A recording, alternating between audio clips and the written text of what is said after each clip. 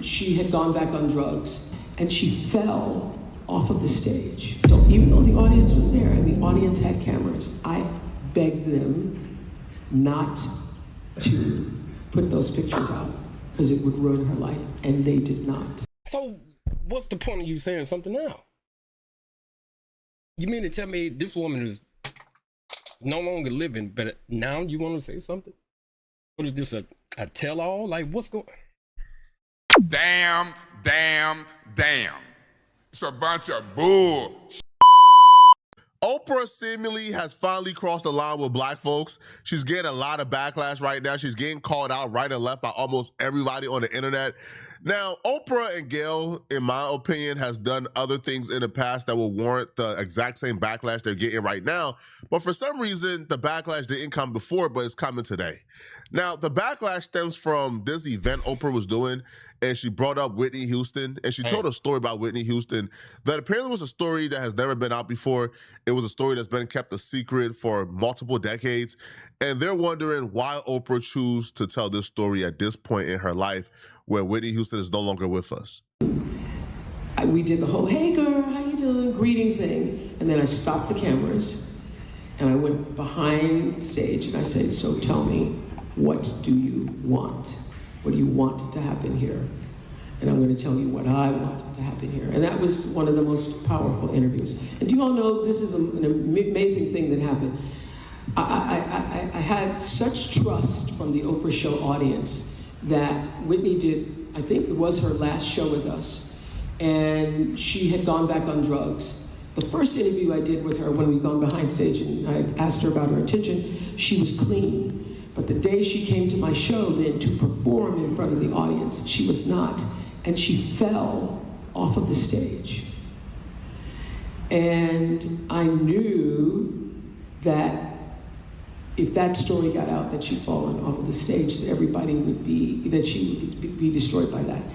And so even though the audience was there and the audience had cameras, I begged them not to put those pictures out because it would ruin her life, and they did not. And what about... So what's the point of you saying something now? You mean to tell me this woman is no longer living, but now you want to say something? What is this, a tell-all? Like, what's going on?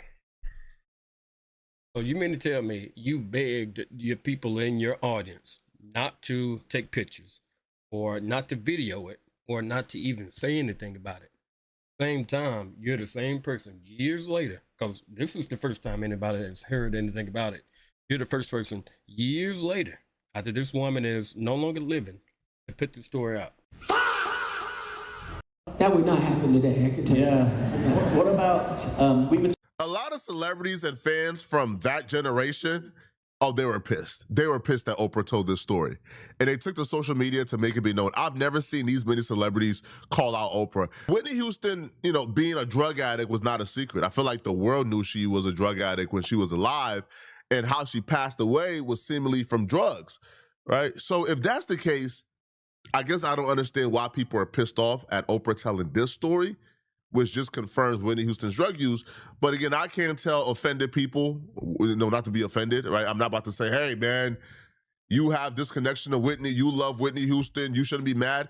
I'm just saying I don't quite understand the level of anger, because I think Oprah has done worse in her past. I think Oprah, we can have a long laundry list of things that Oprah have done that are very problematic, that are sell-out-ish, that has went against us a lot of times, and we should have given her this backlash before, but for some reason we're giving it to her right now. Yeah, Oprah actually recently talked about Whitney Houston in an interview. Oh, that's why you said, okay, well, there's that. She said that Whitney, kind of passed out and might have alluded to maybe...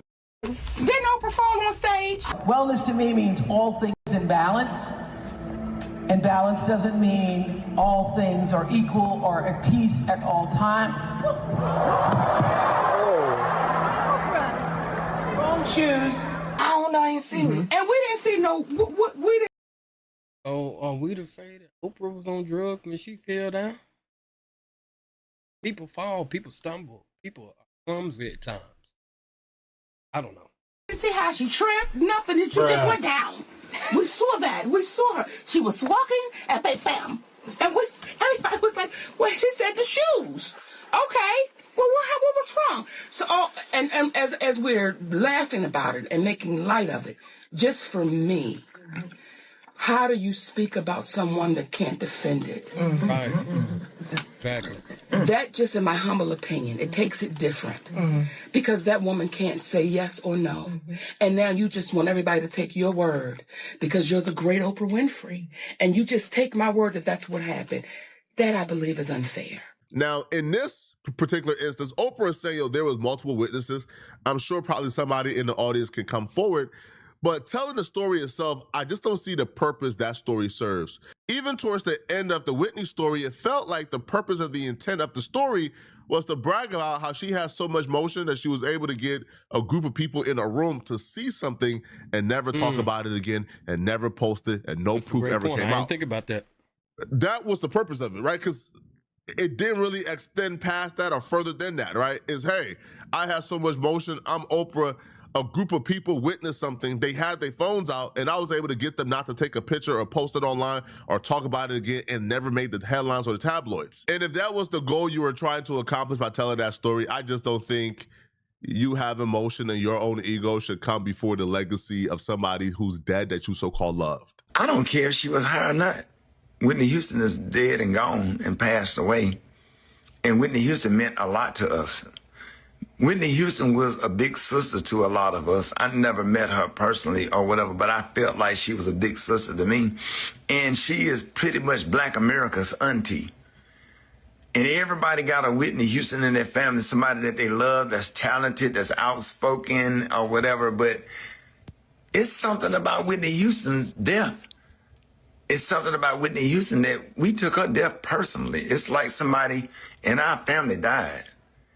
And it's hard for me to even make the live video because I get real emotional when it comes to Whitney Houston because, we don't care about none of that. And that was something that we didn't need to know. We didn't ask for that information. We didn't need to know that information. We don't care. Whitney Houston is somebody that you just don't talk about in the Black community if you're in touch. You don't talk about the Obamas.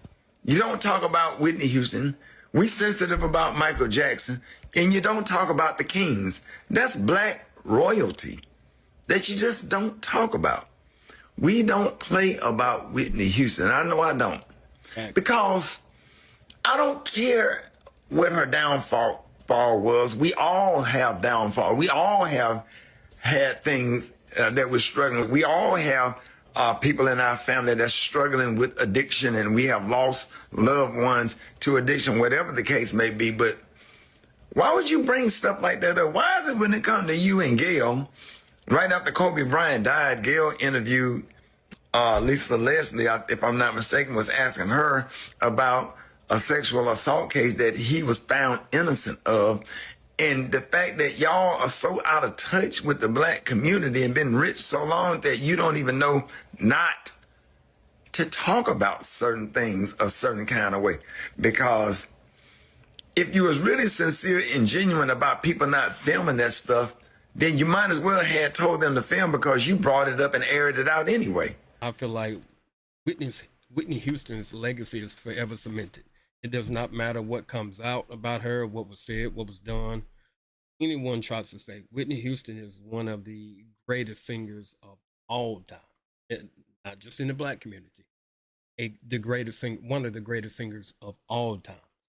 Just like Michael Jackson, his legacy is forever cemented. I know there was some feedback or pushback about Janet not being part of the Michael movie and things like that, her not wanting to do anything with it because some things that happened. Same time, Michael legacy is forever cemented. I didn't think that was right. I think that's something you should take to the grave. If you were there, you were there. But there are plenty of people. There are plenty of entertainers, plenty of speakers. Anybody who's been on a stage who has tripped, fallen, whether they hurt themselves or not. Like, that happens. Mistakes happen. People are clumsy at times. I disagree with what Oprah did, but y'all tell me what y'all think about it. Y'all, peace.